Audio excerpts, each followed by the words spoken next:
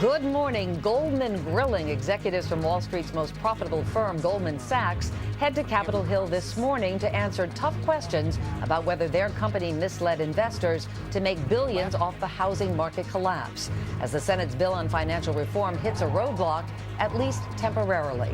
Sad discovery: a skeleton found in Pennsylvania has been identified as the remains of Laura Garza, a young dancer who disappeared 16 months ago after meeting a convicted sex offender at a New York nightclub.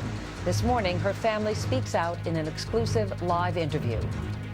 And iProbe, authorities raid the home of that blogger who published the first images of the next generation iPhone. He says he's already returned the phone to Apple. So what exactly are police investigating? Today, Tuesday, April 27th, 2010. From NBC News, this is Today with Matt Lauer and Meredith Vieira, live from Studio 1A in Rockefeller Plaza. And welcome to Today on this Tuesday morning. I'm Meredith Vieira. And I'm Matt Lauer. You get the feeling these former and current executives at Goldman Sachs are waking up today and they're probably not thinking, this should be fun. This is going to be a rather contentious hearing. Yeah, it certainly is. That's absolutely right. Goldman is facing allegations that it made billions at the expense of clients using methods that capitalized on the housing meltdown. Of course, today's testimony comes just over a week after the Securities and Exchange Commission filed a civil fraud case against the Wall Street giant. We're going to have much more on that in just a moment. Also, we're going to be talking about some new concerns at the site of that sunken oil rig off the coast of Louisiana. Crews are using robot submarines to try to stop a well from leaking oil into the Gulf. This morning, that oil slick has expanded so much it can actually be seen from outer space. We're going to get the latest on that situation in a live report coming up. And then when you think of the quintessential 80s teen princess, one name comes to mind: Molly Ringwald. She was the star of Pretty in Pink and The Breakfast Club, two classic coming-of-age movies that remain wildly popular today. This morning, she'll join us to talk about those roles and her new book. And she just raced here from the hotel. You're not kidding, like 10 seconds ago. Exactly. There were bets that she wouldn't make it, but she made it because she's a pro. Good for her. Let's begin on this Tuesday morning, though, with that showdown on Capitol Hill between a Senate panel and key Goldman Sachs executives. NBC's Kelly O'Donnell has the latest on this. Kelly, good morning. Good morning, Matt. Today is all about the politics of Wall Street, with intense pressure on those Goldman executives to explain and answer charges that they misled some of their clients in what lawmakers call a casino-like atmosphere.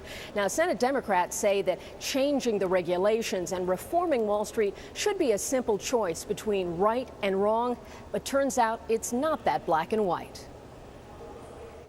First came the blame the other guy strategy.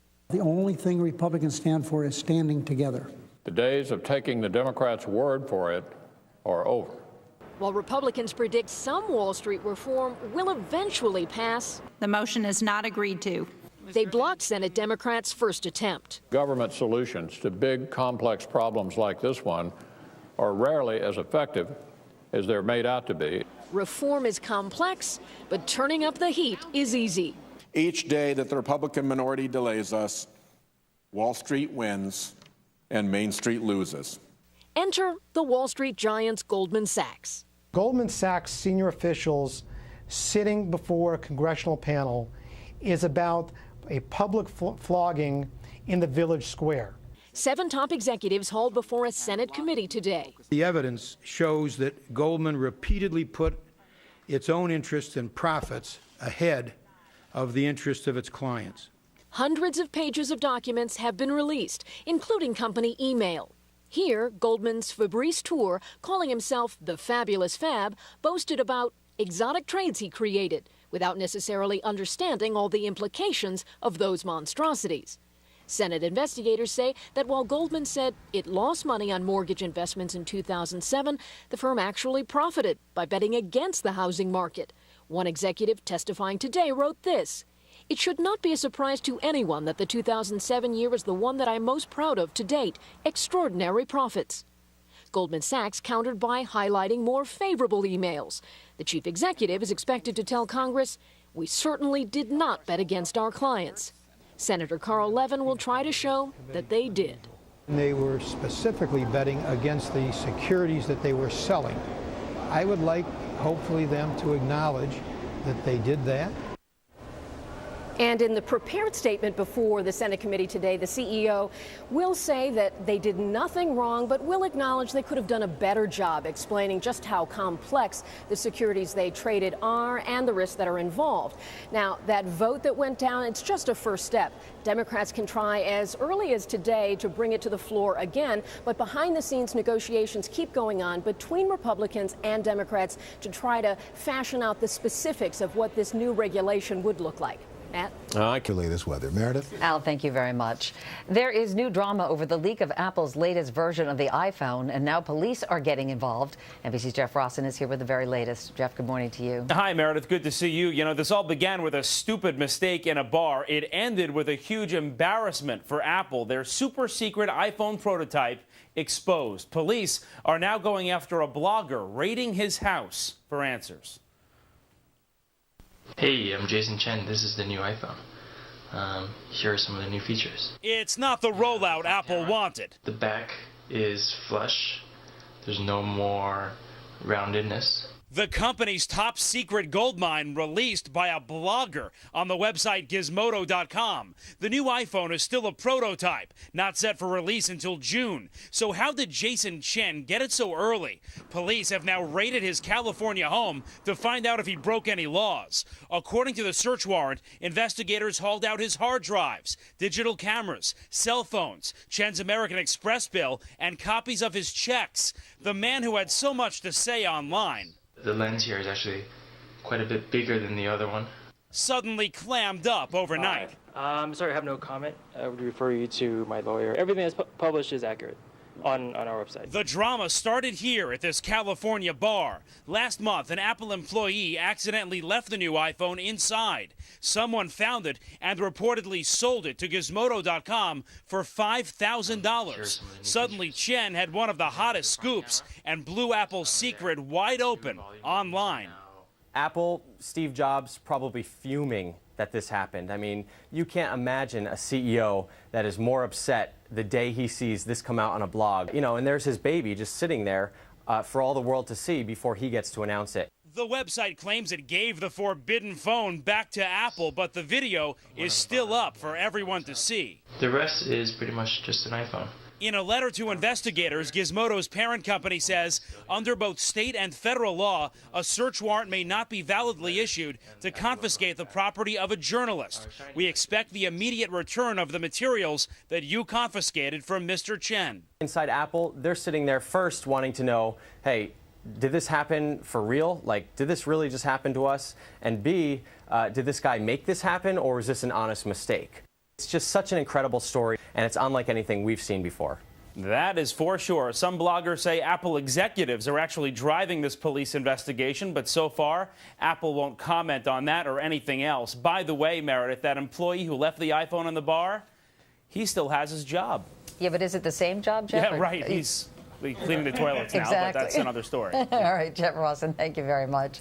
It is 7:19, and once again, here's Matt. All right, Meredith, thank you. We have not seen very much of President George W. Bush since he left office nearly a year and a half ago, partly because he's chosen to stay out of the political spotlight and because he's been busy writing his new book. This morning, we have details as to just what will be in it. NBC's Andrea Mitchell has more on that. Andrea, good morning to you. Well, good morning, Matt. The book will be called Decision Points, and even though it will not be out for another 6 months, here's a look at the cover. The publisher says it will be a strikingly candid account of George Bush's 8 years in the White House. It is a new George W. Bush, the former president here teaming up with Bill Clinton in Haiti. Our mission is to help fill the gaps of human needs. Once political adversaries, now they are members of an exclusive club. Relatively young, active former presidents of the United States in Haiti on a mission for the current president and reflecting on lessons from Katrina. There's an expectation amongst people that things are going to happen quickly, and sometimes it's hard to make things happen quickly. He is making speeches around the world and closer to home. First, I'm pleased to report there is life after the White House. Laura and I are happy, healthy, and home. Right here in the promised land. There's the new house in Dallas and the ranch. the proposed Bush Library at Southern Methodist University, and, of course, the book, Decision Points, his very personal account of 14 key moments, like the night of the contested election in 2000. Not conceding anything, and I'm not either in the state of Pennsylvania. 9/11, when he had to make important decisions returning to Washington aboard Air Force One. In the Situation Room, when he ordered the invasion of Iraq.